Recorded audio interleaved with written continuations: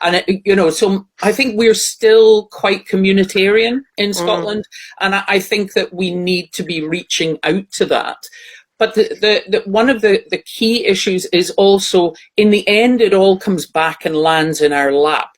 If you don't invest in children when they're babies, if you don't invest in the pregnant woman to start with so that the baby has a decent chance right from day zero, if you don't invest in the house they live in, do they have enough to eat?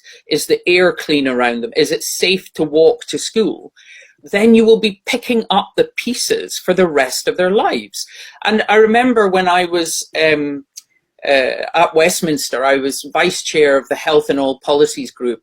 And in 2016, when they did the big raft of welfare cuts, including the 2-child limit, benefit cap, all the rest of it. So we did an inquiry with the UK Faculty of Public Health, and there was a professor from Liverpool who came out with this figure that the UK loses 1,400 children before the age of 15 as a direct result of poverty and deprivation.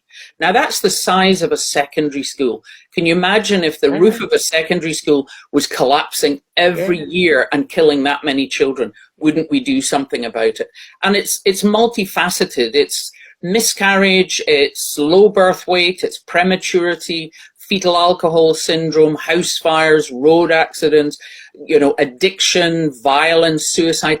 All of these things that kill our young people are heavily associated with poverty and deprivation.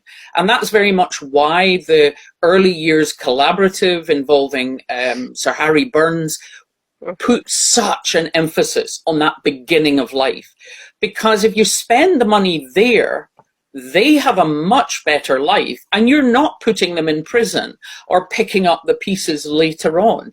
And the thing is, the Scottish government gets that. To their credit, they get it. Westminster doesn't get it. And we now know that whether it's Tory or Labour, and certainly there's no chance with reform, there's nobody in Westminster who is going to recognise that you must invest in children.